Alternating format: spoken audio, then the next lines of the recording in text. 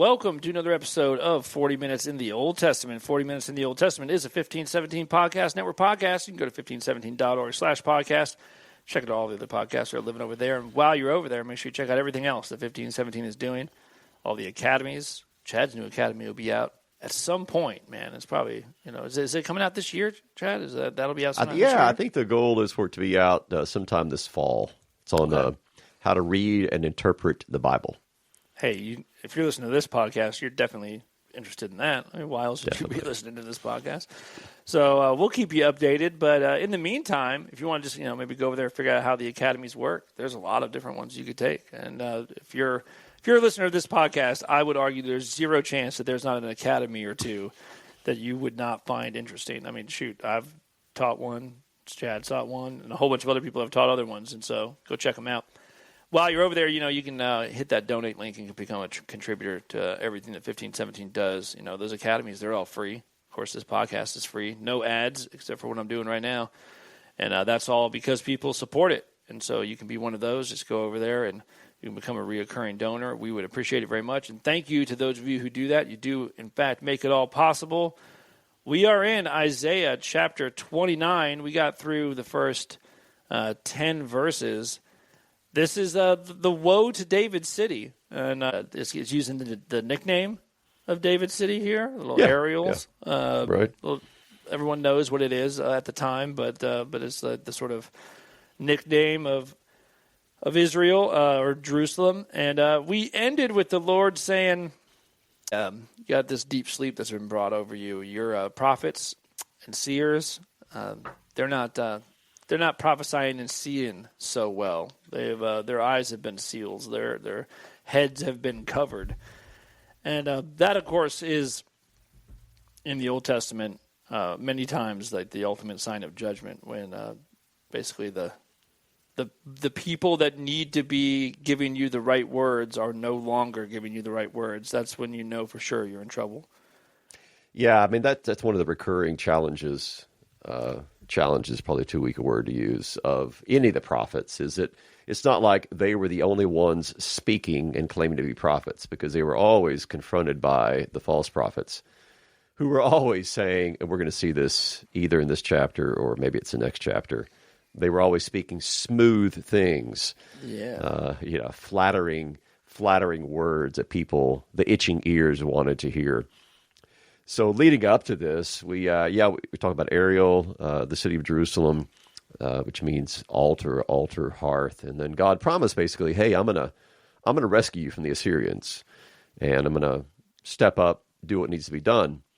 And you would think that when God did this, that everyone in the city would just be overjoyed, full of faith and love and devotion to the Lord, but of course that doesn't happen, and that's what verses 9 and 10 are talking about. How people are basically spiritually intoxicated, falling into deep sleep, in particular, those who are supposed to speak the word of the Lord. And then that leads to where we're going to pick up in this episode with verse 11. So verse 10 ends with the head being covered, and that head being covered is in reference to the seers. Well, that same root is going to be used at the beginning of verse 11 with vision. A vision, of course, is something that you see, and seers are those who have a vision. So the vision, this is verse 11, the vision of all this has become to you, in particular, talking about those who are not being faithful to the Lord. This vision has become to you like what? Like the words of a book that is sealed. When men give it to one who can read, saying, "Read this," he says, "I can't because it's sealed." And when they give the book to someone who can't read, saying, "Read this," he says, "I can't read." And the basic message of this is that it doesn't matter. You give it to someone who's literate or you give it to someone who's illiterate, they're both alike going to say, "I don't know, I can't really do anything with this." In other words, Isaiah is standing here, and he's like, "Here's the vision. Here's the word of the Lord. Here's what he's clearly given me to speak, to teach, to write. It's like written out before you. All you have to do is read it or get somebody to read it to you." And they're like, "Oh, nope, can't do that. I just don't know." In other words, this is Isaiah's way of saying they have rejected the word of the Lord. Then that transitions into what we're going to see next, where he's going to unpack this a little bit more. And you're going to hear some echoes from Jesus' teaching in the Gospels in this verse, and then you'll hear some echoes of what Paul writes to the Corinthians in the next verse. So I'm going to read 13 and 14. And the Lord said, because this people draw near with their mouth and honor me with their lips, while their hearts are far from me, and their fear of me is a commandment taught by men. So because of all of that, therefore, behold, I will again do wonderful things with this people, with wonder upon wonder, and the wisdom of their wise men shall perish, and the discernment of their discerning shall be hidden. So after using the whole image of the book, people who read or can't read, and basically they're all rejecting this word of the Lord, he goes on to explain what's really happening. He says, well, yeah, I mean, here's what's happening. You've got people who are talking the talk. I mean, they draw near with their mouth. They honor me with their lips. They're saying this, they're saying that. The Lord, or the temple, or whatever they're saying. But what's happening in their heart is something completely different. So what they actually believe in these hearts that are far from God, their faith or their religion or whatever you want to call it, is actually, it's man-made. That's what this line means when it says, their fear of me, this is God talking, their fear of me is a commandment taught by men. In other words, fear of me means their faith or their religion or however you want to phrase that. What does it actually consist of? Well, it consists of not a fear of me, but instead a man-made way of conducting oneself religiously. So because that's the case, God says, I'm going to respond to this by doing wonderful things, wonder upon wonder. And the way this wonder is going to pan out is that those who think they're wise, which would be these kind of people who draw near with their mouth, but their heart's far away, those wise people, well, their wisdom, their so-called wisdom, is going to be foolishness. It's going to perish. And the discerning of the discerning, well, that's going to be hidden from them. God is going to turn things upside down. I used to hear this text brought up, and I grew up in a different sort of a we'll say traditional, in the historic sense, non-liturgical church. And so texts like this would be brought up to sort of talk about, those dead churches out there that just, they have their liturgies and they got their rituals and they do this, that, and the other, and that's all just dead religion. Now, the issue with that is that that's not really what this is talking about. There's not necessarily anything wrong with going and sort of doing the ritual or engaging in the liturgy. The issue is that God is saying, like, hey, it's not that what these people is saying with their lips is the problem, right? And so if you get in there and you're reading the psalm as a congregation, nothing wrong with that. Like, that's not what he has a problem with. Or if you're doing the Lord's Prayer and these are all just kind of parts of the rhythm of your church service, nothing wrong with that. The problem is what you believe in your heart, right? So it's like the issue is that you can, in fact, say these things with your lips and not believe them. And you could be doing them simply because some man told you that you must do them, and this becomes the problem. Yeah, and I think that misunderstanding comes from some translations which will say their fear of me is something learned by rote or something like that. Mm-hmm. Yeah, well, the Hebrew here is pretty clear. Their fear of me is a commandment of men that has been taught. There's nothing here about learning something by rote or meaningless repetition or anything like that.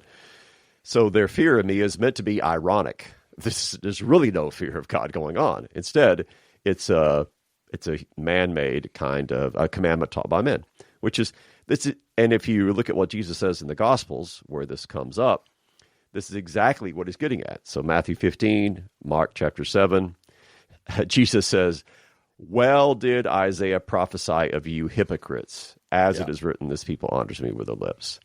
And there he's talking about how, what do the Pharisees do? Well, they use their own oral traditions, which they have elevated to the same status as the written Torah of Moses, saying, hey, you need to do these things which we command, these man-made rules, in order that you might not get even close to breaking God's rules. Well, what have they done? Well, they're basically, anytime that happens, anytime you have this kind of legalism slipping in, here is inevitably what will be the result. The man-made laws will be placed above God's laws. Yeah. I mean, you look at any legalistic religious group, look at any legalistic church, and I guarantee you the laws which are preached about the most are those which are not actually in the Bible, but that are man-made laws intended. I think, I can say that they were well intended to keep you from breaking God's laws, but that's not the way things work out. The man-made laws are always elevated above God's laws.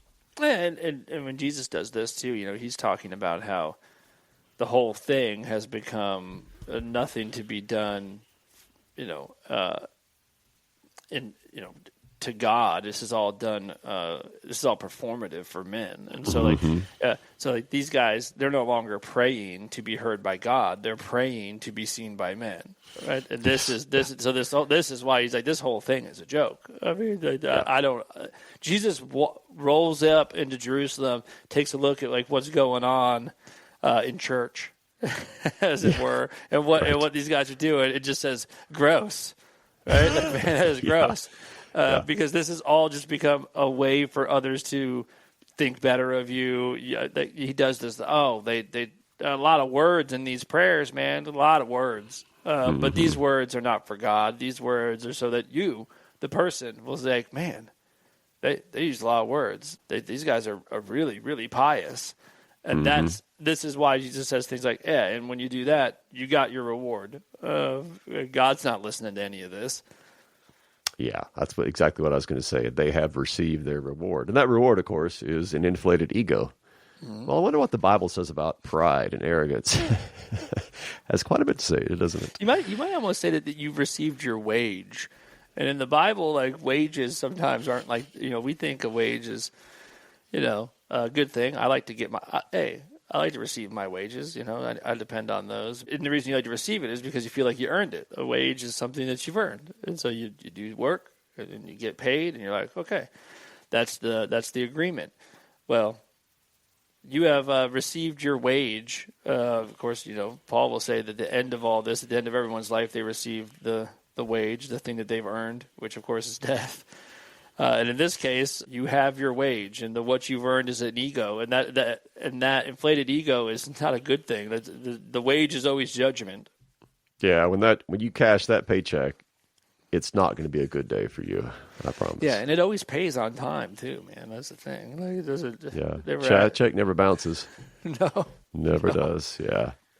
So, kind of building upon this. So we have Jesus quoting this, applying this to the people of his own day, which, by the way, we should add. I mean, this is obvious, but it needs to be stated. This means that Jesus is saying that his generation is just as guilty of idolatry as Isaiah's generation. Even though this idolatry doesn't look the same, they're not setting up Asherah poles, they're not burning incense to Baal in the first century. But the idolatry is just as deadly and just as rampant. Only now the idolatry is sort of an ego idolatry or a hypocrisy idolatry or outward religiosity idolatry. Call it whatever you want. Idolatry is still being practiced among the Jews in the first century. It just is a even more diabolical form because it's easily covered by a veneer of supposed Orthodox religiosity, but it's not. And it's hard to even explain how big an insult Jesus is leveling here when he would say to the Pharisees, well did Isaiah prophesy about you, and then quote this. we read that, we're like, oh, okay. But I mean, this is, if you want to know the sorts of things that got Jesus killed, like, it's this sorts of things, right? Yeah.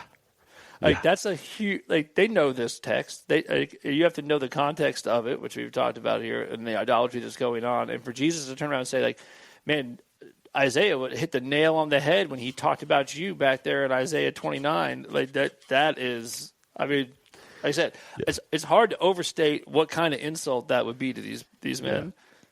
Yeah, the real shock is not that Jesus got crucified. The real shock is it took 3 years for him to be crucified.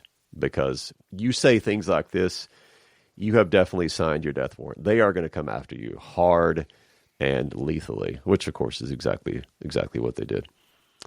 And then, just kind of to build on that, when Paul writes to Corinth in the beginning of 1 Corinthians, he quotes the second half of verse 14, the wisdom of their wise men shall perish. That's 1 Corinthians 1:18 and following. So he himself is pulling from the same section of Isaiah, and again, he is applying it to his own generation, right? He's saying that, God's going to show you. He's going to choose what is foolish in the world to shame the wise. He's going to choose what is lowly, what is nothing, in order to nullify the things that are. This is the way that God works. So he is going to, in the crucifixion of Jesus, in the glory of the cross, he's going to show you, just like he showed Isaiah's generation, that when he acts, he's going to do wise and wondrous things, except it's not going to be in the way that you think of as wise and wondrous. Okay, moving on. Verse 15. He's not done yet. Isaiah's got a few more things to say here in indictment of his generation. This is one of these Hebrew words, could also be translated as woe, hoi. So or woe.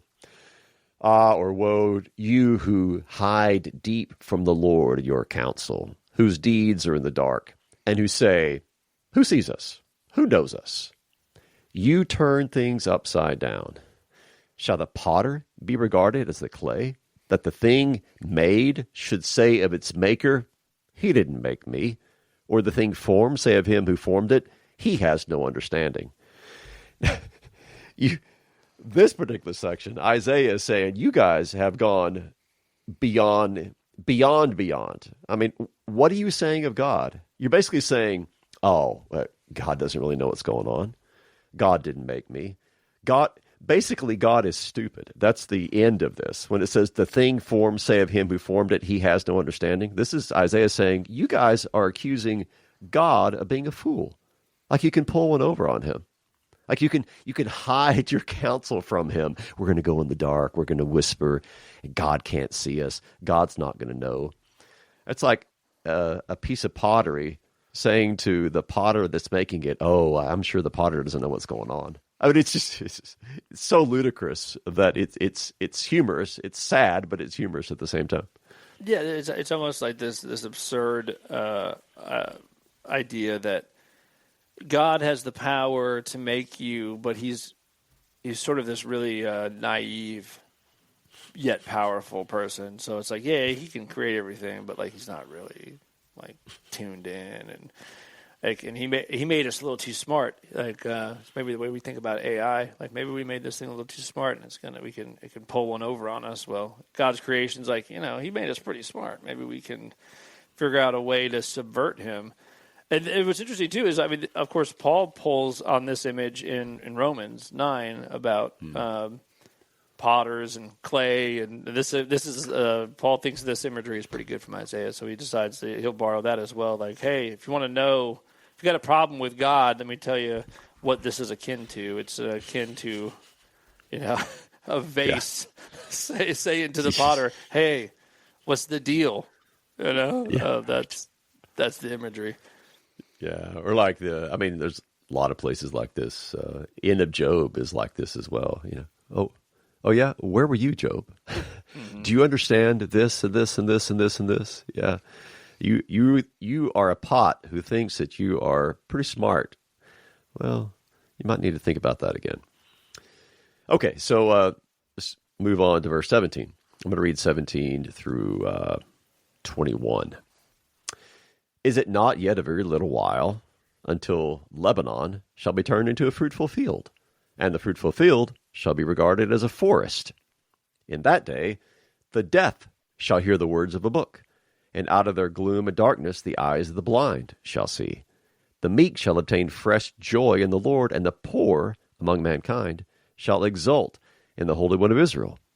For the ruthless shall come to nothing, and the scoffer cease, and all who watch to do evil shall be cut off, who by a word make a man out to be an offender, and lay a snare for him who reproves in the gate, and with an empty plea turn aside him who is in the right.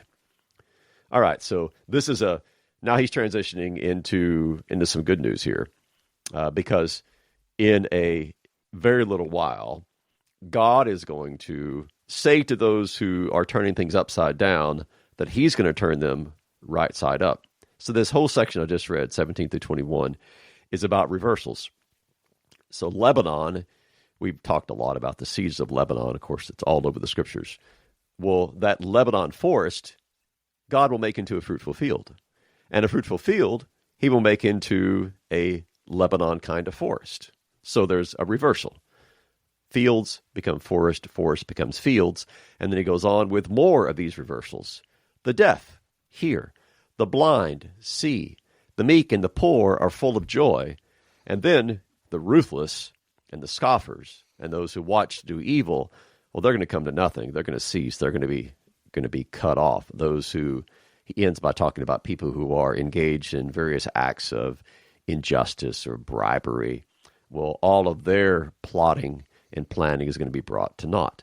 So this whole section is basically a cluster of images and examples that are designed to say from God that he's stepping up to take this situation, which is upside down, and flip it right side up, to make things right where things have gone woefully, woefully wrong. This is something you see sort of over and over again. There's like this rhythm to especially the prophets, and so Isaiah here is saying, okay, so here's what you do. So that's all pretty much terrible. None of this is good. Therefore, here's what God's going to have to do. So this isn't this good stuff. All these reversals that you just talked about. This isn't anyone reversing themselves. This is not, like the people aren't included. They're being turned around, and things are being changed. But it's God doing all the good stuff. So you did all the bad stuff, and I just stated all that, and your worship is terrible, and all this. So I can't rely on you to basically do any good thing. So I'm going to come in, and I'm going to have to do these reversals, and then sort of starting in 22, then you have, and here will be the result then of my work in spite of your work. Yes, yeah, exactly. Perfect lead into what he's going to say in 22 and following then. So everything's turned upside down. God is going to flip it right up. And so here's what's going to be the result of this. Therefore, thus says the Lord. And he characterizes himself as a redeemer. That's a unique phrase. This is the only place, in fact, where this image occurs in the Old Testament. Thus says the Lord who redeemed Abraham. So we do have that verb for redeem used in reference to God redeeming Jacob in Genesis 48. In fact, that's the way Jacob describes him, as the one who redeemed him. In fact, it's the messenger of the Lord who redeemed Jacob. But here it's said of Abraham. So here's what God, who is the Redeemer, says concerning the house of Jacob. Jacob shall no longer be ashamed. No more shall his face grow pale. For when he sees his children, the work of my hands in his midst, they will sanctify my name. They will sanctify the Holy One of Jacob, and will stand in awe of the God of Israel. And those who go astray in spirit will come to understanding, and those who murmur will accept instruction. So as a result of God doing what only God can do, despite the sins of the people, then the result is going to be basically a community of believers who do what the community of believers are supposed to do. They glorify God. They stand in awe of the God of Israel. They who were wandering away are going to be brought back. those who were going astray are going to come to understanding. This will be the result of not anything they've done, but everything that God does as he steps in to enact this reversal that he talked about in those previous verses. Yeah, this is how this works, right? So as God does all this stuff, when you have this language of they will sanctify my name and this kind of stuff, this is just the worship has been made right? So like before you had this worship that was coming from an unbelieving heart, and God was not interested in that worship whatsoever. Here, then, you have like a rightly oriented worship. Here, because of what God has done, they would say, how are you going to sanctify God's name? Like, what does that mean? Isn't God's name pretty sanctified? Go read the Psalms, and I know we said this a bunch of times, but what this sort of worship then is just telling God about what God has done. That's what it is, right? And so you are now reciting back to him his wonderful deeds on your behalf. That's what it is. Yeah, I will recount the deeds of the Lord. Yeah, and that's what the psalmists do, and that's one of the ways that praise happens. You're simply telling God, "You made the heavens and the earth. You redeemed Israel out of Egypt. You brought them across the Red Sea. You fed them with manna in the wilderness. You brought them across the Jordan River. You did this, this, and this, and this." So basically, for those Christians who are regularly confessing the creed, you know that this is the way the creed is set up too. All you're doing is going through God's deeds. I believe in God the Father Almighty, who made the heavens and the earth, and in Jesus Christ, his only Son, our Lord, who did this and this and this. So a creed is basically a recitation of the deeds of the Lord, centered upon what God has done in Christ. So, yeah, this is what worship really consists of. You are praising the Lord for who he is and for what he's done. Okay, now, Isaiah 30. We're going to hear about Egypt now. Or here's our word again for woe. Woe or stubborn children, declares the Lord, who carry out a plan. You feel like you're right back. Like, I mean, this is how this chapter division was easy. You feel like you're right back where you started. Mm-hmm. Yep. This is how it goes, right? Are we back here again? I thought we were sanctifying the name of the Lord, and I thought we were good to go. No. Nope. Oh, we're back at it again. Woe, stubborn children, declares the Lord, who carry out a plan, but not mine, who make an alliance, but not of my spirit, that they may add sin to sin. You might be thinking, okay, what's this plan? What's this alliance? Or that can be translated various ways. But anyway, what are these people up to that's making God so mad? Well, he's going to tell you in verse 2. Here's what they're doing. Who set out to go down to Egypt, without asking for my direction, to take refuge in the protection of Pharaoh, to seek shelter in the shadow of Egypt. I mean, when you know your Bible, you're like, what are you thinking? Egypt? Are you serious? You're going to go back to the place of darkness and death and slavery and all the horrible things that were happening? That's where you're going to go? To Egypt? It does sound insane, and yet at the same time, I'm like, I've done this. Oh, yeah. I mean, this is the insanity of the human condition, isn't it? Yeah. Where you're like, should I go back? Maybe I should go do that thing that I hated. Probably go do that. Yeah. It's insanity. This is that sin arithmetic, too. Like, you're going to add some sin to sin, and guess what you're going to get? Death. So that's how that works. And yet somehow, not just these people, but us today. I mean, you ever done the same stupid thing twice? I mean, I know I have. You're like, what am I? Do I need to go get help? Like, what's wrong with me? Yeah, check me in somewhere. I mean, this is the life of anyone who suffers from an addiction knows exactly how this is, and you don't have to be an addict though to understand the way this works, because this is what we all do. I mean, we might not go all the way into that evil that we've gone into before, but we go part of the way. I mean, we certainly think about it. We desire it. It's like, what's wrong with you?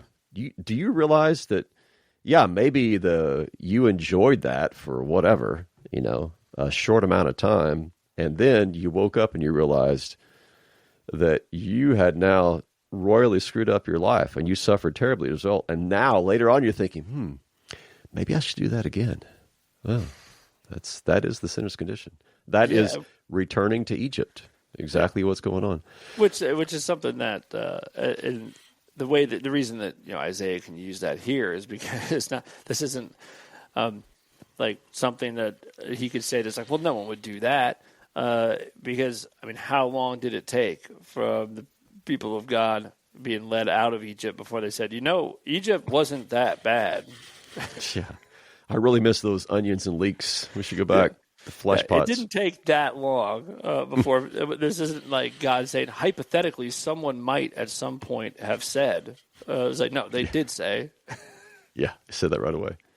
Now, to root this Isaiah 30 historically, this is when what was going on? Well, you had the Assyrians breathing down their neck, and so some of the Israelite leaders were like, you know what we should do? We should team up with Egypt. That's what we should do. Maybe our former enslavers will save us. Yeah. Great logic.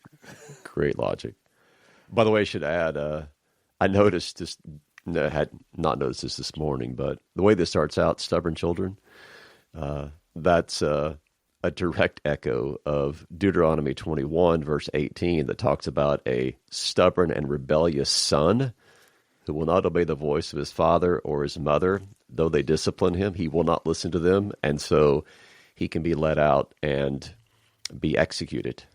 So Isaiah is directly borrowing the language of the rebellious son who deserves the death penalty because he won't obey his parents, to now describe the generation to whom he's preaching. He's saying, hey, you won't listen to the word of the Lord, and so this is what you deserve.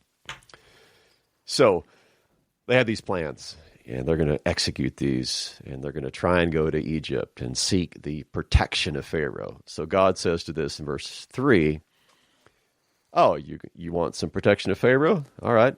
Therefore shall the protection of Pharaoh turn to your shame, and the shelter in the shadow of Egypt to your humiliation.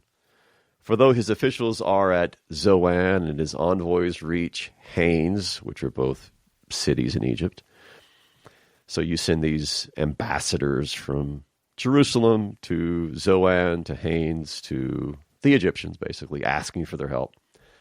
Everyone comes to shame through a people that cannot profit them, that brings neither help nor profit, but shame and disgrace. Now, I should add, when we hear that word shame, we think of, well, the embarrassment or the shame that we feel because of something that we've done. And I'm not discounting that's part of what's meant here, but most of the time, I think I can say that, most of the time when the Bible uses shame in these kind of contexts, what it's talking about is disappointed hopes. So, for instance, when Paul, even in the New Testament, when Paul says, I'm not ashamed of the gospel, he's not, you shouldn't translate that, I'm not embarrassed by the gospel. Because what does he say? I'm not ashamed of the gospel, because it is the power of God for the salvation of everyone who believes. In other words, Paul's saying, I will have no disappointed hopes in the gospel because it's God's power to save. It's not going to disappoint, in other words. It's going to do exactly what it should do because it's God's power. So here, when he says that Pharaoh's protection will turn to your shame, everyone who comes to Egypt comes to shame. They're not going to help or profit, but instead they're going to be shame and disgrace. In other words, you're not going to get help, you're not going to get profit, you're not going to get what you hope for. You're going to have disappointed hopes when you go to Egypt. Therefore, you will have shame. So that's kind of what he's talking about here when you hear that word. Don't you see that explicitly when Paul says literally that you have this hope, and this hope, those who hope will not be put to shame? Yes, exactly. Like, That's he perfect says verse. that explicitly. Yes. So Yeah. and you're like, what does that mean? It's like, well, they won't have that hope. That hope will not lead to disappointment. Yeah. So it's like it's a very particular kind of, if you want to use it in word embarrassment, that's fine. It's a particular kind of embarrassment where you were hoping for, counting on something, and it didn't happen. And therefore you are shamed or you're embarrassed. It's a disappointed hope. Things didn't turn out the way that you wanted them to. So that's what is meant by here. And that's basically what Isaiah's message is, oh, well, you can carry out this mission. You can go down to Egypt, but it's all going to be for naught. Whatever hopes that you're placing in this nation are going to disappoint you. And then he kind of builds on that in this very odd oracle that occurs next, which is verse 6 and 7. Begins an oracle of the beast of the Negev, which is kind of a catchy. Whoa, beast of the Negev. The Negev is the area south of the southern part of Israel, or even south of Israel. It's basically this desert region, arid region. So you got the beast of the Negev. What's going to happen there? Through a land of trouble and anguish, from where comes the lioness and the lion, the adder and the flying fiery serpent. So I got this Negev full of these desert creatures, lions and lionesses and snakes and trouble and anguish. It's a dangerous wilderness, all right? What's going to happen there?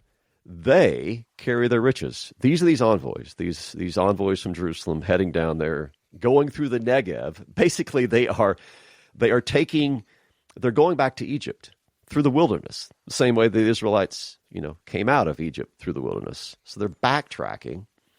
They carry their riches on the backs of their donkeys and their treasures on the humps of camels. So they got the presents they're taking to the Egyptian officials.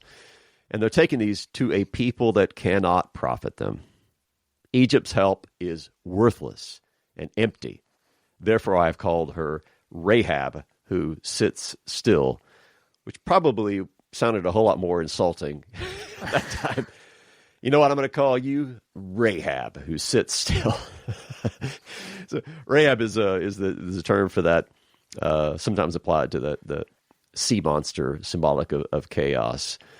So whatever's going on here, this was definitely an insult to the people of Egypt. This nickname that's given to her. Basically, I mean, it's another way of restating exactly what he stated before, just using different imagery, saying, well, you can un-exodus yourself, go back to Egypt, pass through this land of serpents and lions and whatnot with all your presents. Well, in the end, you're going to a place that's not going to be able to help you.